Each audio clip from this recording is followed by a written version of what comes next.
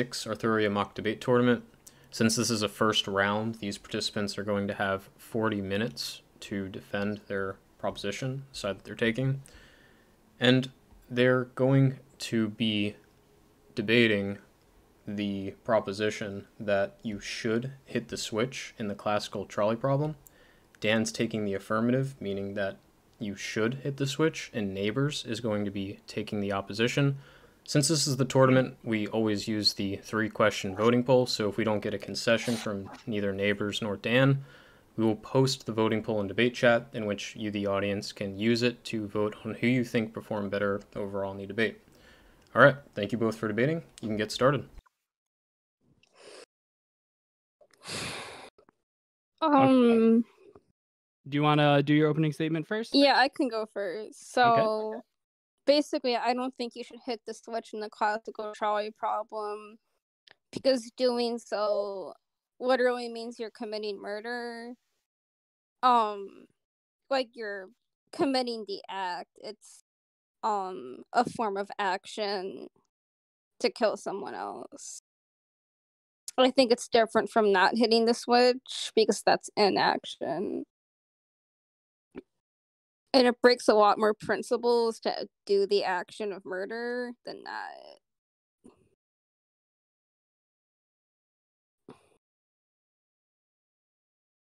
Basically, like, deontologically, like, not killing people, maybe some virtue ethic standpoints, like being empathetic.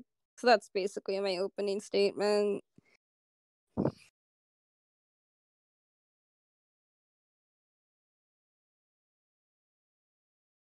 Okay. Can people hear me? I can't tell if my mute button. Yeah, I can hear you. Okay, cool. All right. So cool. Hi, I'm Dan. I'm here with Neighbor to debate. As they said, the trolley problem. Everyone knows the trolley problem. I assume we have Stone, who's posted a picture and kind of given the gist of it in Tournament Saloon. Do I pull the switch to, or actually, let me rephrase, because I could change the problem. Should one pull the switch to kill one to save 5, right? Or at least result in a scenario where 1 dies and 5 do not. And so, yeah, so I'm taking the affirmative, where we should have people pull the switch, so it kills the 1 versus the 5. I'm not going to worry anymore about using the word kill, because that's just going to take too much brain power to monitor every time I say it.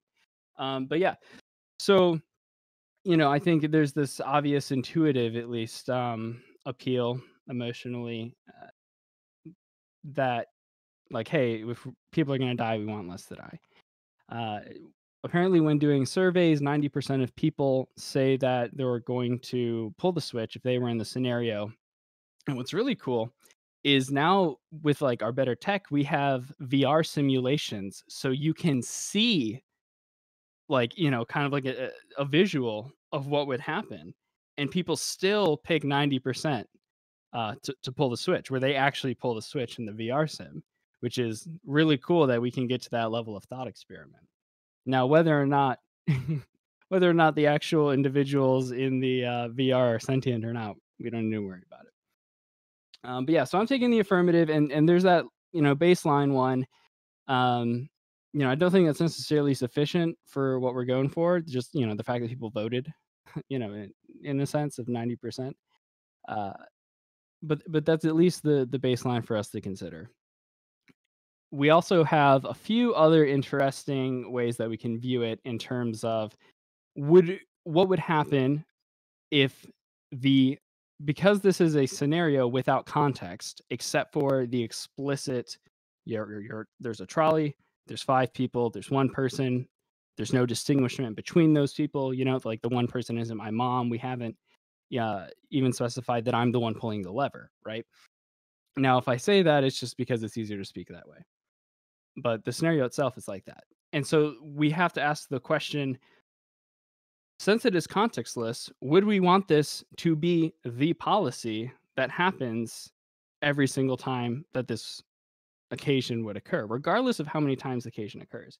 That might sound a little bit categorical imperative, and maybe it is, but we can even set that aside and just consider that hypothetical and then what implications that might have. There's also an interesting concept that we can explore of consent between the people who would die and the person who's pulling the lever. But I figure I'll let those organically kind of appear as we go back and forth. So yeah, so I guess I'll say that's the end of my opening statement. Okay, first of all, I would like a source about the survey, like partially to see the sample size, I guess, of that group.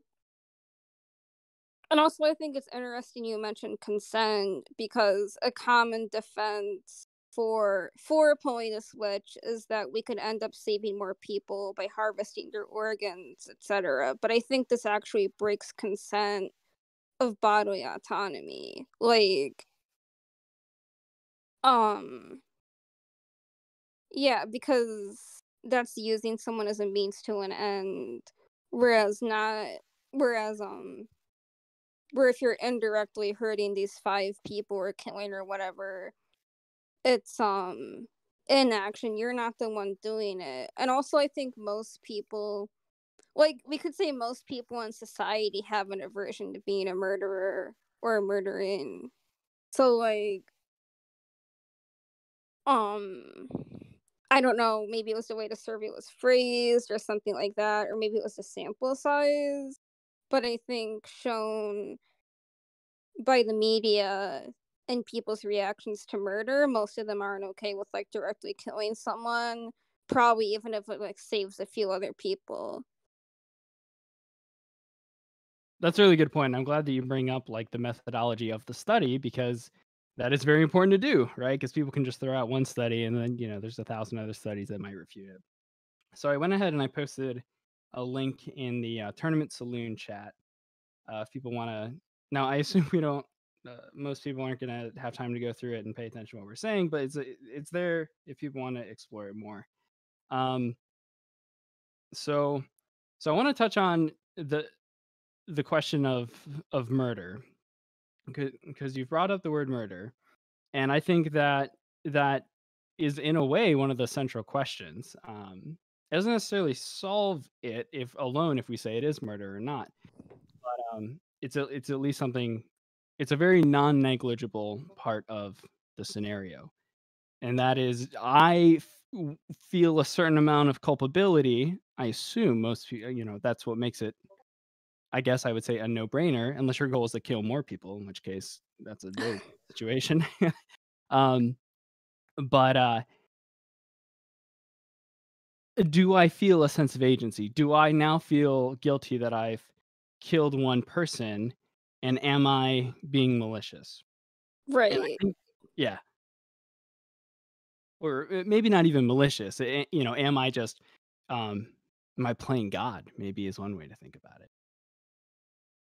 But yeah. What do you mean by playing God here? I'm just trying to come up with articulations for the emotional dilemma that kind of makes it a problem in the first place, of the question being, is me performing an action that results in less deaths ethical because I'm performing an action that results in a death, right? Like, would you agree with that? Yeah, because you are the one directly committing the action. Whereas with the other side of the issue, you're just kind of like being a bystander, but you're not the one directly causing the death or harm. Yes, so I think that's a good point. And so we end up in a scenario where I would actually argue that the question of whether to make a decision is already present. So if you are in this situation, if we're talking about making a choice means you do A or B, or C or D, depending on how many options you have. In this one, we have 2. And so you are performing an action by not pulling the lever. and you are performing an action, I argue, by pulling the lever. As the poet sings, "Pull the lever, Crunk," and so you are, in a way, forced to take this responsibility upon yourself, whether you like it or not. And we end up in this situation, daily.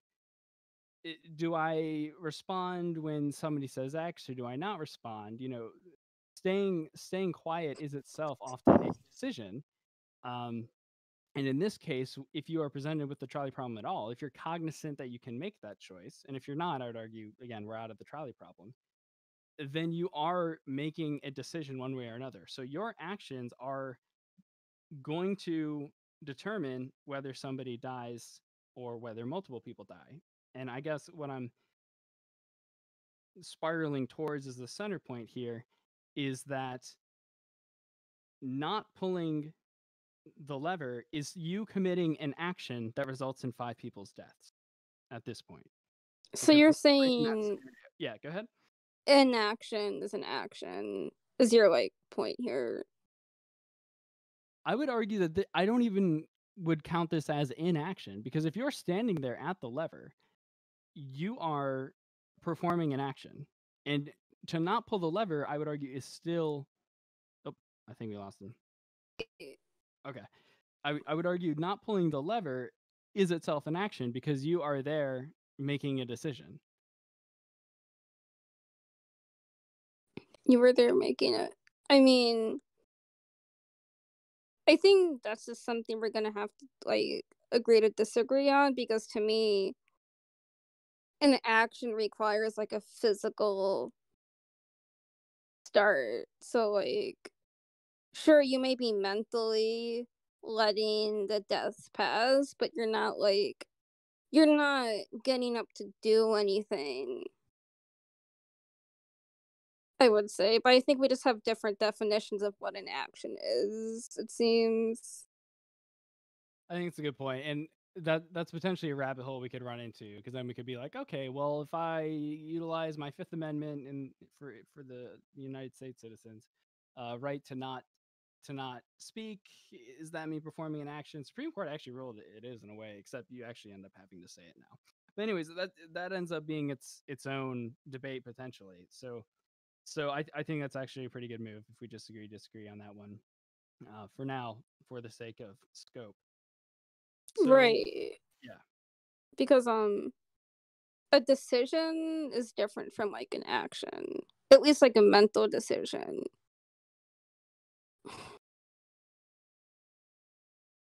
Yeah, is there I guess where could we go after this agreeing to disagree on our definitions? I mean, yeah, so there's a handful of ways we can go, and there's this cool point that I actually stumbled across, but I think it's very compelling.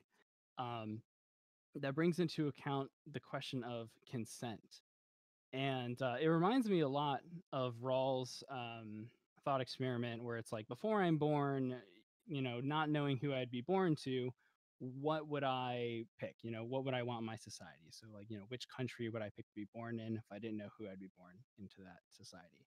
And so, in a way, we can ask ourselves, let's take the place of the workers, and let's ask which policy we would want to have happen. And so, because it's all else equal, because the problem does not differentiate between who is on what side, we must assume that there is a random probability of a given worker ending up on one or the other. So if the workers are going to decide on what should we do as a policy, which is kind of what this question is asking, like I said before, because it is contextless except for what it has, we're asking just as a universal decision what we want to happen. So if I'm a worker, there is a 5 out of 6 chance of me not dying if we go with the pull the lever policy. There's a 1/6 probability of me dying if we do go with that. And so I'm going to, or pardon me, 1/6 chance of me dying. So it is in my interest to pick the outcome where I am less probable to die, which is the pull the lever scenario. Because I'm only 1/6 chance of dying versus 5/6. I Now- think. Sorry. No, go ahead. Excuse me. I think like there's more. I don't than just probability here. Like, let's say like, I guess I'll use an analogy. Like, let's say like we started saying it's okay to murder people as long as you harvest their organs after the fact in order to save people who need transplants. Like, I don't think most people would be okay with that. We clearly don't do that. I don't see like a moral justification for it. And that's like kind of a utilitarian point would be to like kill them to harvest their organs, but like I don't see a reason to do like a good enough reason to break the principle of like murder. So yeah, that's one of the common questions is it identical to that? Is it identical to the harvesting organs one, and then the push the large man off the bridge to stop the trolley? The fat man. Yeah. I was like, I'm gonna go with large because what if they're just a giant? You know, what if they're really really buff? Like, what if they're like the Rock, but just like even bigger? But I'd say it's and also weighs analogous. more than fat. Might be easier to knock them over too. They'd probably be more top heavy. But so there's a few thoughts that I had about whether we would encounter the potential analogies or not. So the prompt itself says, "Would you pull the lever?" Now I am totally open to being accused of technicality, no doubt, and boo-overing if I'm going to say, okay, so since there's a lever, we're only going to talk about the specific trolley problem. So if that seems disingenuous and going against the spirit of the prompt, I'm down to address the analogies. But I'm not quite sure. So I guess we'll go better safe than sorry. So with the analogies, I think the question actually changes. The prompt changes because we are no longer in an all else equal scenario. When we have the 1 versus 5 for the organ harvesting, we have a healthy person versus people who are in need of an organ transplant. And that changes, I think, quite a bit. Same thing with the large man. If I'm a large man, as silly as it might sound, but in terms of just probability in general, it is in my interest to not vote for us having the trolley problem be push me off it.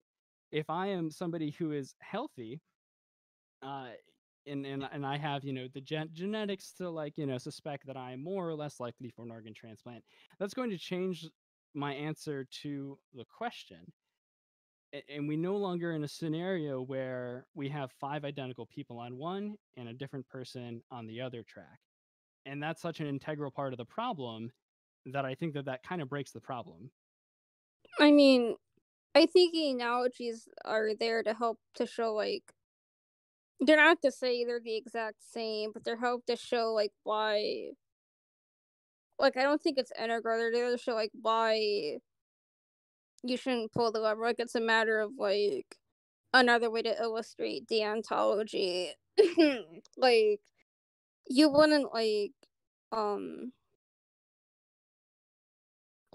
just because like perhaps, for example, like let's say like the one person on the track is gonna die anyway, you wouldn't facilitate that death, like, because I just think there's an inherent moral aversion to directly doing that. So you're saying that the directness of the action is integral to making it murder versus essentially collateral damage.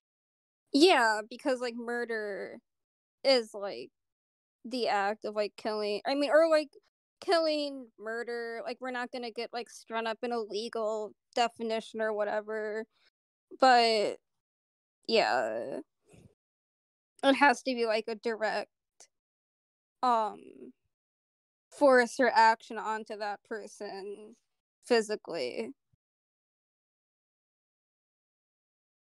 I think that there's some things to be said about the murder versus non-murder thing, and there are, you know, as a quote from Comedy Bang Bang, technicality and down overs that can be thrown around that end up being sophistry. But there are other things like, you know, manslaughter versus murder. But I think you bring up a good point, and let's avoid that whole thing. I mean, we could essentially have a debate like, you know, is being a soldier in a war, are you committing murder or not? Yeah, I don't want to like, yeah.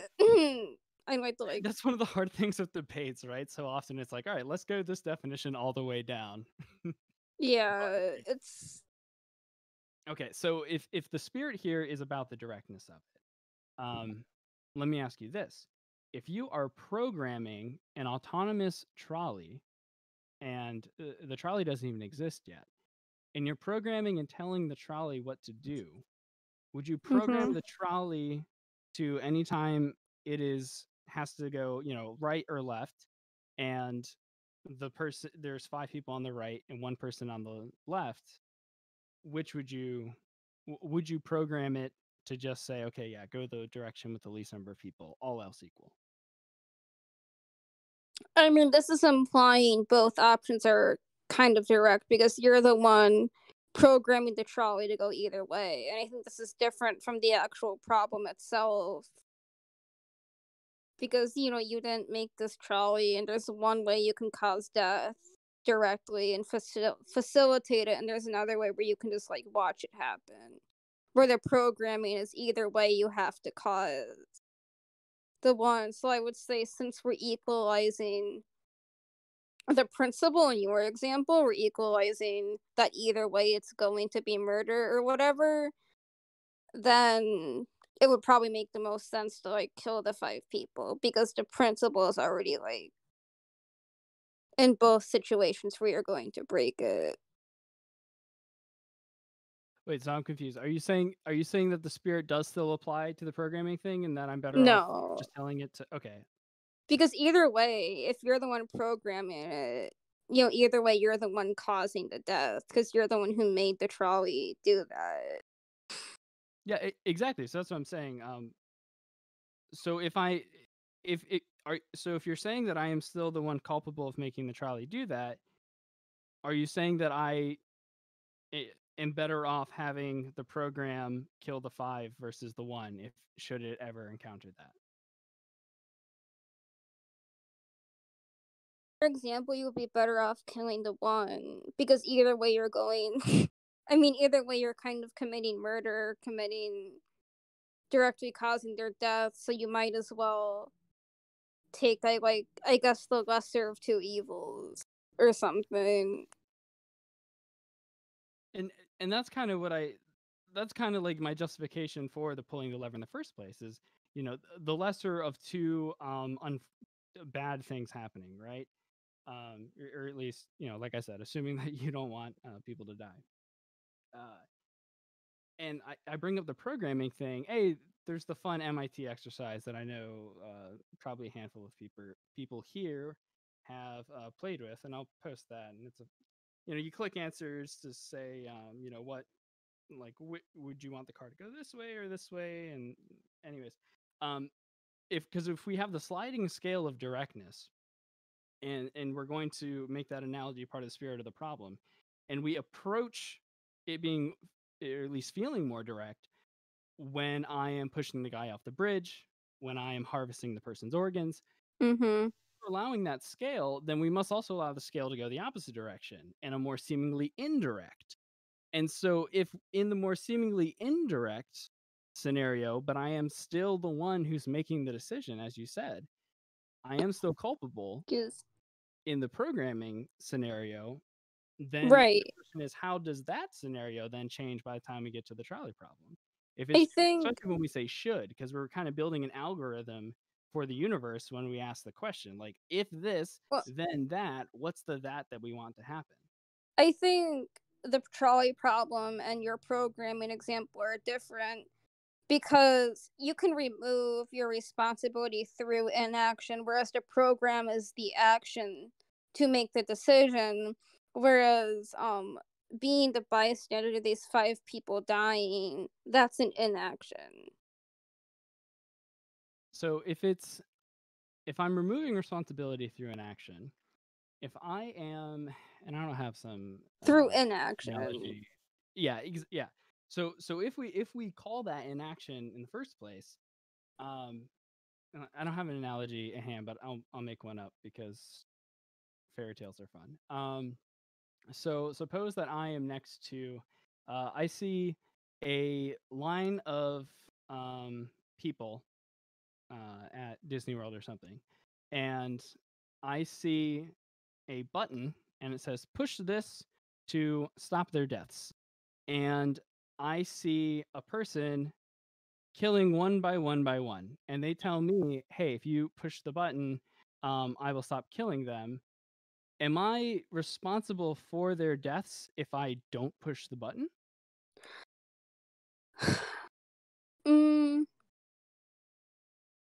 I'd say, like, that's different because there's not. Wait, can you repeat your example again, just so like I have it down right? Yeah. About the supermarket. Well, I picked Disney World just because I assume people are going to be in lines, but it doesn't matter where it is. There's a button I can press, and so this is less the question of aspects of greater or lesser evil, and more meant to hone in on your argument that you are not responsible if you don't push the button because you are not performing an action. Yes. So if I have a killer who is killing one person at a time, but they gave me a button to press, and they said, well, if you push this button, I'll stop killing. And I don't push the button, I just sit there and just watch it. Am I responsible? Am I morally culpable in that situation for not pushing the button when all I had to do was to push the button to, have less people die? Or is my inaction in that case actually making me a moral agent in this scenario? I would say no, because we have the killer being the moral agent. It's up to the killer to not force you to push the button. Like, I mean, in a way, if we, I mean, I think you're valid, right? Like, between the two of us, the killer's obviously the moral, yeah. Yeah, they're the one fucking up. But if we move it back to the trolley problem, that's kind of similar to saying that it's the fault of the foreman for not having an alert system or being on alert, or maybe the fault of the trolley driver for not stopping it sooner. You see what I'm saying? Like it moves the scope out of it, kind of what the question is trying to get at. But the trolley problem is supposed to hone in on you. It's supposed to hone in on you shifting this lever or whatever in order to kill the one person, because it's not just about how many people die, it's also about the act that you commit, and that act being murder, which is a hugely strong principle, I would say. Like, I think there's more important principles, like, on a scale. Like, I would say murder could be stronger than being a bystander. So even if you admit that being a bystander in the Disney World situation or the trolley problem makes you a moral agent, I would think it makes you more of one to commit murder. Like, even if you, like, say you do have some culpability, you have way more if you're the one directly facilitating killing.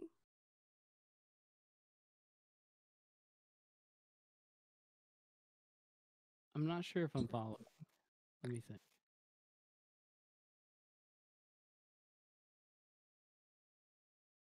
Can you repeat that?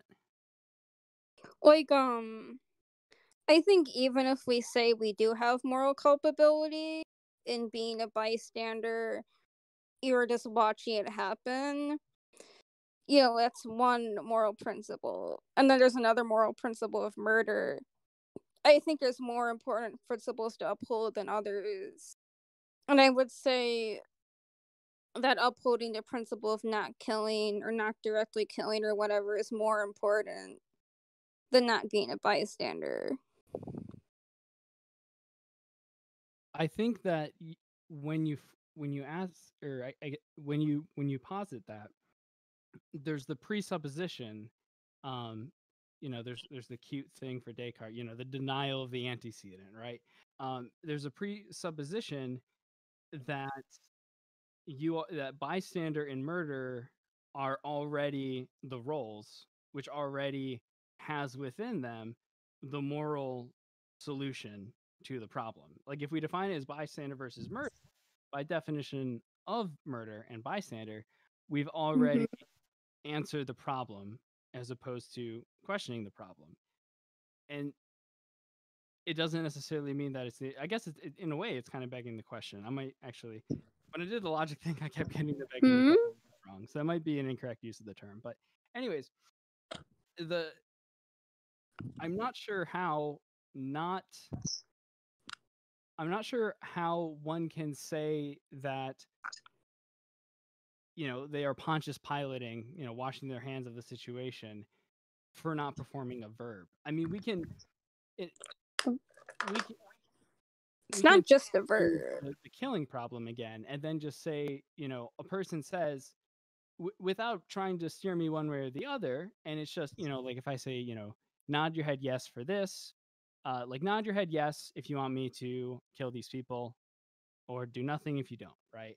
And then we would probably say, if I nod my head yes, I'm not being very, I'm being I'm now involved with it and take moral responsibility. Yeah, exactly. But if they flip it and and seemingly identical, and they're not, their tonality is not framing it one way or another, and they're saying, shake your head no to, and I will not kill these people, or if you want me to kill these people, just keep your head still.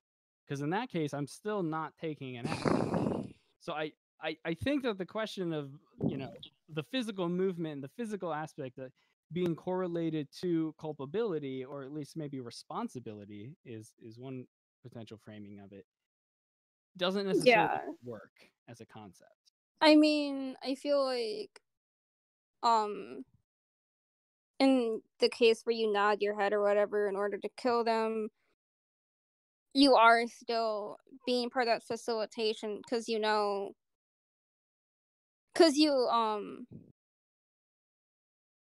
are letting it happen by your. I mean, I think it's like not as analogous to, flipping the switch or lever, but it's still somewhat analogous because you are like doing a physical act. Whereas like not hitting the switch or not doing anything is a decision inside your head, but it's not an action. Well, that's why I brought up the flip, where the guy tells me, don't move your head and I'll kill them. That's your way of deciding that, or shake your head no and I won't kill them. Okay, I thought it was the other way around. I gave the first example to kind of give like the more obvious, like, we can see that, and then I flipped it to kind of show like we can still just say it's a 0 or 1, but in one of them I'm not moving my body.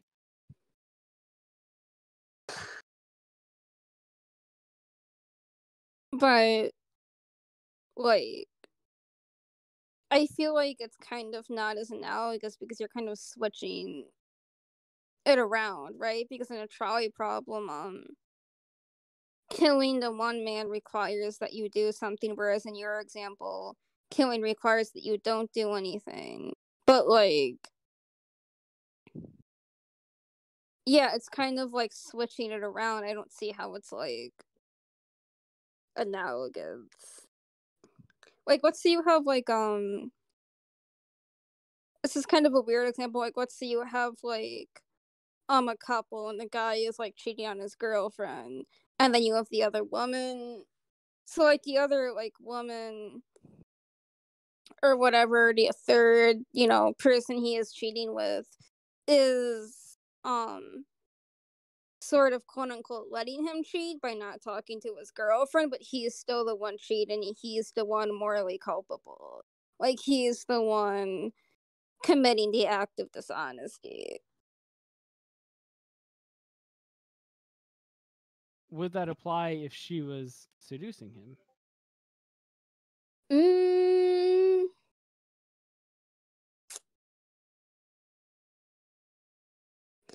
Say so, yes, because I would say it's still on him not to cheat or whatever. It's still like his decision, whereas she is kind of just like because it's not guaranteed to her that he'll like cheat or whatever. It's just kind of like it's like not decided. She is not the one making him do it. It's up to him. And we have like 5 minutes left, so if you want to say something and then say your closing statement, you can. Yeah, I think it's a good point. I think we might be moving into another rabbit hole. I guess I would kind of emphasize some key points that at least I'm thinking, where I would argue that by virtue of it being a decision, you don't get to wash your hands and say, by not pulling the lever, I am abstaining from the decision. The second that you are making a choice, it becomes an action, right? I choose is a verb. So I'm choosing not to pull the lever. Like, the second that the idea to pull the lever as an option occurs, we've now entered the problem. And we now don't have a bystander possibility, because you know that you can do something or not. And so you're choosing not to do something. The other thing I want is, and we didn't touch as much on it, but if I am making a rule to happen always, it is in the workers' interests, given the all else equal emphasis, to have this policy, because it lessens the probability that they will die. Now, it changes once I'm assigned to be the one guy or not, but now we've entered a situation where it's no longer all else equal, so that doesn't apply. Now we've distinguished between the workers. But because it is in people's interests, again, if the goal is for people not to die, and if it's not, it breaks the problem, then there is consent in that aspect for us not to have this as a law of the universe, for us not to have it as we want to have the 5 people die every time. And if we say otherwise, then we're saying that we'd want 5 people to die every time, and that is maximizing the probability of any given person's death, which is not in their own interest. Then I want to bring up, I guess, remind us of the obvious. Okay, I would, all else equal, I want 1 person to die versus 5. Regardless of which way the trolley would go, I want to go the way with the 1 person dying. And I don't, and then I'll just wrap it around to reemphasize, I don't think that we can say that not pulling the lever is absolving you of being part of the system. You're part of the system, and you have to choose whether to pull or not, and both are an action.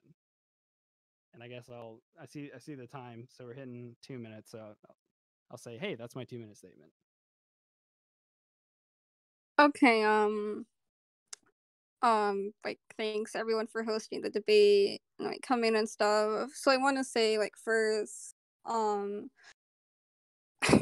I guess even if we do concede that both are in action, one breaks a more important principle than the other, I feel. And at least under my definition, an action has to be physical, like a physical start to something, whereas not hitting the switch is more of something inside your head, but it doesn't count as an action. And I don't think, if we're using the example of a categorical imperative, I don't think it's good to set the example or the precedent of literal direct murder versus like just being a bystander watching it happen. I think that's everything I have to say.